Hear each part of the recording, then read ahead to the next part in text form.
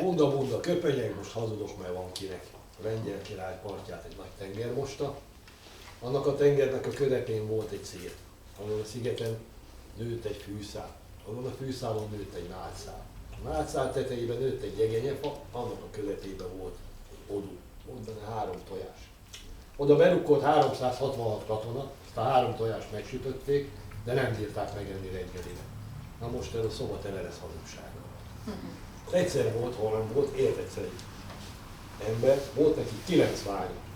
A 8-al nem volt semmi baj, tették a dolgokat, de a 9., a legkisebb, olyan volt, mint az égető tűz. Az rosszabb volt, mint 10 fiúgyerek. Azzal csak a baj volt, az pára mászott, csavargott. Felcseperedett egyszer, csak oda toppant az édesapja, hogy na édesapám, maga szépen felnevelt engem, mindent megadott nekem, de én most föltarisznyálok és világgá megyek. Lányom, visszatartani nem tudnak, azt látom, de azért csak így ne vágjál bele ebbe a gonosz világba, sok itt a veszély, mondok én neked valamit. Ott van fönn a padláson, azért régi gúnyám, meg a kardom, amivel a császárúrunkat szolgáltam. Legalább azt vedd fel azt a gúnyát és vidd azt a kardot magaddal, hogy meg tud védeni magad. Na, azt így is volt. Fölvette ezt a gúnyát, magához vette a kardot, föltarisznyát, hamuba sült pogácsával, ilyen Lajos félével. Azt elindult a világnak. Ment 3 nap, 3 éjszaka. Hát odaért egy nagy tanyához. Megrázta a kerítést, bekiabált, van-e itthon valaki, kijött a gazda. Hát mi járásban él? Hát én szállást keresek éjszakára, már 3 nap, 3 éjjel mentem, szeretnék megszállni. Na hát fiam, jó helyen jársz, gyere be. Éppen lakodalmat tartunk, ahol ennyi embernek jut, hogy jött neked is. Hát szép, betessékeltek, körülnézett, gazdag porta volt, nagy ganédon volt az udvaron. Bement a lakodalomba. De olyan furcsa volt ez a lakodalom. Ott volt a plézenekar is, meg ott volt a násznép is, de mindenki úgy lógatta az órát. Nem tudom, a gazdász, hát gazdura, már milyen lakodalom ez? Hát marázdát úgy az órával a porba, úgy lógatja. Mi van? Ne is mondd, fiam. Van nekem 7 fiam. 6-ot már kiházasítottam. Mind a 6 a nász éjszakáján eltűnt a feleségével együtt. Most ez a 7. is házasodik, most nem tudom, hogy szomorkodjak, vagy örüljek meg.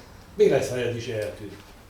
Na, ne törődjen ezzel, gazduram. Majd én őrtállok éjszaka, meglátjuk, mi lesz. Így is volt, hogy meg a lakodalom, elfáradtak, ment mindenki lefeküdni. Ifjú pár is ugye ment a szobájába. A leány még bebújt a konyhában az asztal alá, maga elé tette a kardját és várt. Hát aztán a éjfél lehetett. Kicsapódott az ajtó, benézett rajta egy sárkány. Aztán még 9 sárkányfej nézett meg. A 9. is benn volt, akkor a leány fölkapta a kardot, előugrott, suhintott egyet jobbról, levágta 4 fejét a sárkánynak, suhintott egyet balról, onnan is 4 fejét, az az egy maradék fej, az már könyörgűre fogta. Jaj, te vitéz, hát kíméld már meg az életemet, hát olyat mondok neked, ami meghozza a szerencsédet, hogyha meghagyod az életet. Hát így tudsz te szerencsétlen mondani neked, semmire kellő vagy te. Hidd el, hogy mondok olyat. Na mondjad! Reggel, amikor a gazda látja, hogy itt a fia, a feleség. Nagyon fog örülni, meg akart téged jutalmazni. Ígér neked aranyat, gyémántot, mert nagyon gazdag ember. De ne fogadj el semmit, csak azt a rossz gebe lovat, ami a szemétdobban hever, vagy legel. Azt kért tőle. Köszönöm a jó tanácsot. Fogta, azt lecsapta a 9. fejét. Így járja. Reggel jött a gazda. Benyitott a szobában, ott volt a fia is, meg a mennyei. Nagyon boldog volt, ment is oda a leány, azt hallod, de te fiú, te vitéz, nem is fiú, te egy vitéz vagy, hát 9 fejét lecsapkodtad a sárkánynak. Hát mit kérsz cserébe? Gyémántot, aranyat, ezüstöt? Nem kérek én semmit, én 3 napja gyalogolok már, 3 nap, 3 éjszaka, adjon nekem egy lovat, hogy tovább tudjak menni. Válasszál, itt vannak a lovai. Nem kell nekem ilyen fényes palipa, szegény ember, fia vagyok én. Az a gebe, amelyik ott legel a szemétdomban, azt adja nekem. Tehát sokkal jobb ló jár neked, azt a gebét vigyed, de nekem az pont jó lesz. Addig, hogy a gazda odaadta. Elkezdte kivezetni a lovat az udvarból. Hát nem kell mondjam nektek, úgy kellett támogatni, majd összeroskattad a szerencsétlen pár. Már úgy mondta is magában, hogy nem kellett volna hallgatni erre a sárkányra, ezt még a hátamon vihetem ezt a lovat tovább. Aztán, hogy kiértek a portáról, ez a gebeló megrázta magát, olyan aranyszőrű, hatlábú tátos lett belőle, hogy még a világ nem látott. És emberi hangon megszólalt. Na édes gazdám, ülj föl a hátamra, aztán mondjad, hogy hogyan menjünk itt, a szél vagy mit a gondolat. Fölugrott a hátán. Hát menjünk úgy, ahogy te akarod, csak egyikünknek se essen baja. Fölrepült vele a fekete felhőtől, a tátos, egy szempillantás alatt ott álltak egy nagy várnak a tövében. Halljátok, akkora vár volt, fölnézett, és a teteje, a tornyai azok már felhő fölött voltak. Ó, édes lovag, hát ez most hogy jutunk be ebbe a várba? Mit csinálunk? Ne törődj semmivel, csak kapaszkodj. Egyet ugrott, hármat szökkent, beugratott a vár udvarát. De az nem volt más, mint a császári vár. Az öreg császár meg kint sétálgatott a kertben, hogy gyönyörködött a virágaival, ezért csak oda toppant elé ez a lovas vitéz. Gondolta a lány, ebből baj lesz, én hivatlanul megérkezett a császár, hogy ebből még lefejezés is lehet, de nem úgy volt. A császár megült. Ej, te vitéz, de jó, hogy itt vagy. Hát már sok ideje kidoboltattam, ahol adom a lányomat feleségül, aki átugratja a váromat és beugrat ide az udvarba. De hát nem akadt egy olyan vitéz, csak te. Még ma este megüljük a lakodalmat. Hát akarta a fejét a leány, hogy ez hogyan legyen, de hát egy császárnak nem lehet ellent mondani. Hát megcsinálták a lakodalmat. Aztán mentek este a szobába feleségével. De nem úgy voltam, hogy lennie kéne. Na ezt hogy Ő befeküdt az ágy egyik felébe, a másik felébe a császárlány kitette maguk közé a kardját. Ezen a kardon által nem jöhetsz meg a baj.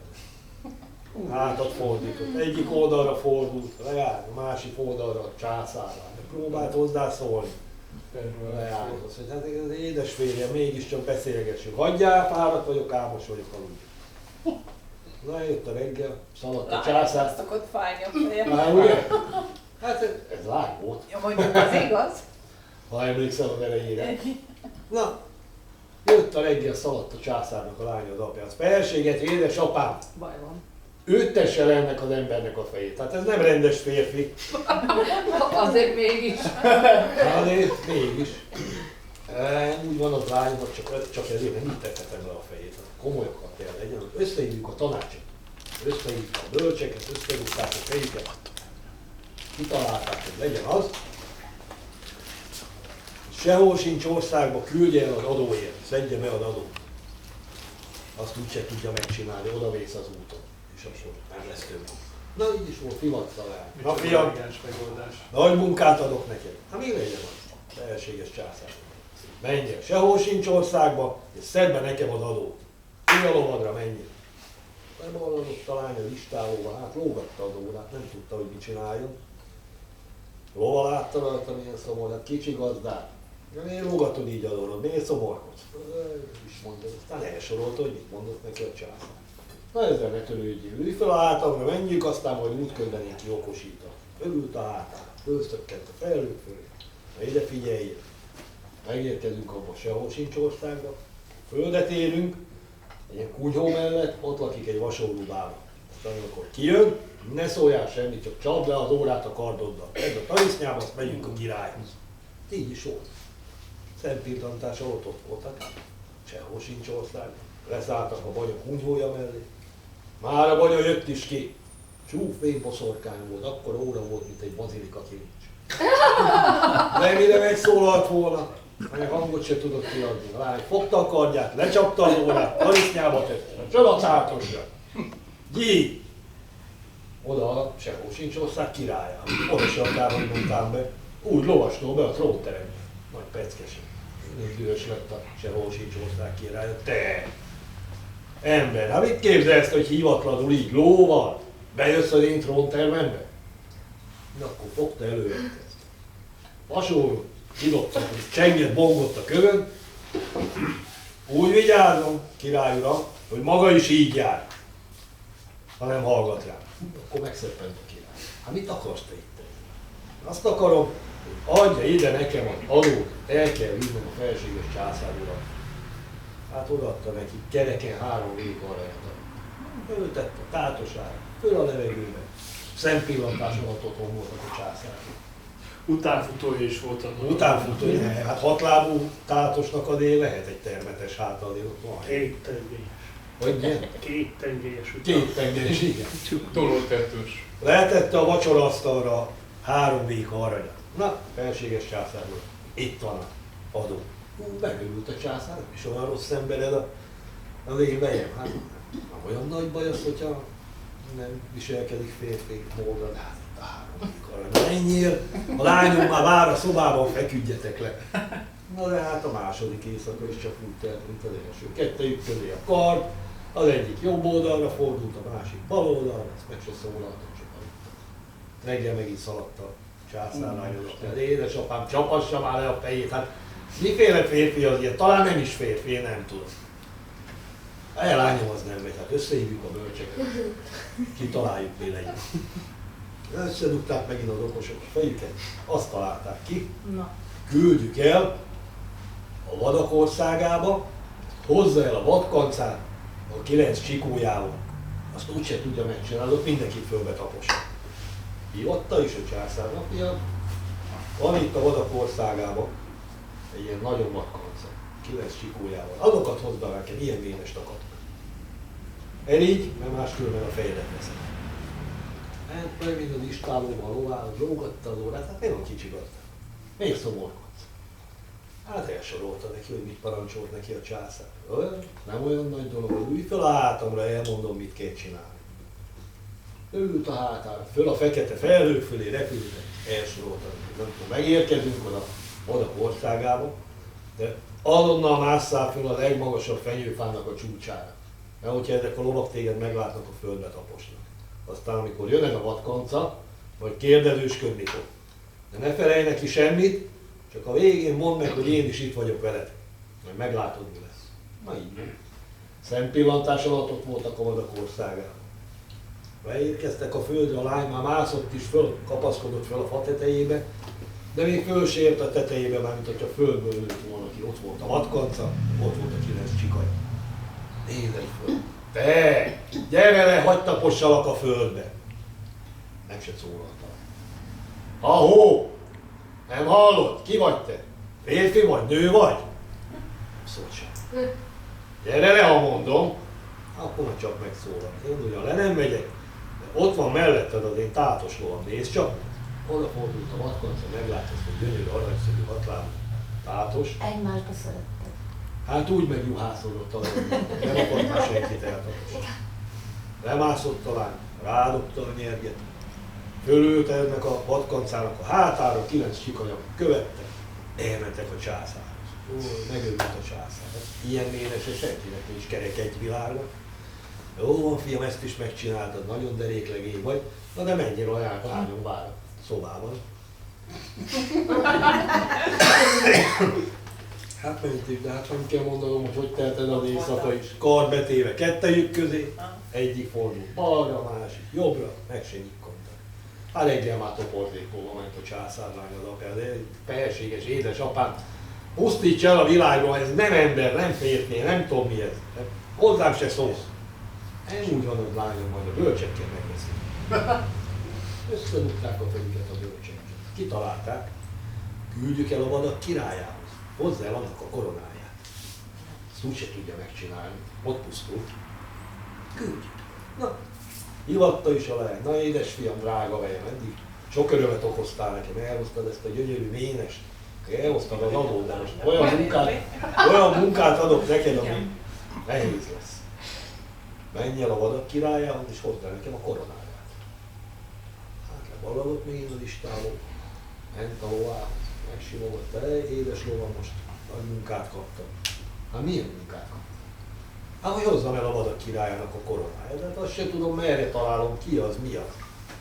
Hát most azért nagy pár görgetsz magad előtt, de én segítek neked csak. Figyelj rám, elsorolom, mit kell csinálni. Megérkezünk a vadak országába, először ott lesz egy folyó. Így állunk a folyónak a vízéből, aztán dicsérd meg, hogy milyen hűs, milyen tiszta, milyen édes. Hát menjünk tovább, odaérünk egy nagy almafához. Szakíts le egy almát, edd meg, azt így dicsérd, hogy milyen édes, milyen finom alma. Aztán megyünk tovább, odaérünk a unóhoz, ahol egy öreg asszony kenyeret süt, de nem akárhogyan, hanem a kenyeret a forró sütőbe a csecsével teszi be, meg a megsült kenyeret a csecsével lesz. Na fogd a kardodat, forogjál neki egy péklapátot, hogy könnyítsél. Utána mehetünk a vadak királyára. Csecsekenyér. Csecsekenyér. Fölült a lova hátára, fölakadt a felhő fölé, szebb pillantás alatt ott voltak a folyó. Megállt, ivott a folyóvizéből. Jaj, hogy egy ilyen folyó folyna az én kertem végén. Én csak annak a vizét ittam. Fölült a lovára, mentek tovább. Odaértek az almafához, leszakított egy szép piros almát, jó ízűen megettek. Áj, ha az én kertemben ilyen almafa nőne, én csak annak a gyümölcsét. Hát fölült a lovára, mentek tovább, odaértek az öregasszonyhoz, éppen akarta a csecséretet betenni a kemencébe, hogy álljon meg, kedves öreganyám, segítek én magának. Alányúlok? Lapát. Alányúlok. A kis gerontofilm. Fogta a kardját, villámgyorsan faragott egy péklapátot. Itt van, kedves öreganyám, hát csinálja ezzel ezt a ült a lovára, mentek a vadak királyára. Tátosan jogosított tőlük. Odaérünk, pont délidő után lesz, ebéd után a vadak királya alszik.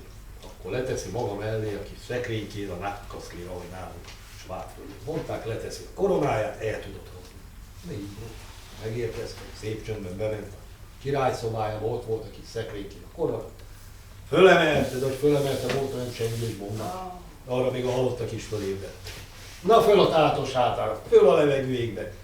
Szálltak oda. De volt egy ilyen lova a vadak királyának is, az szaladt az istálóba, ült fel a lovára, vártatott utánuk. Odaért az öregasszony. Hallja, öreganyám!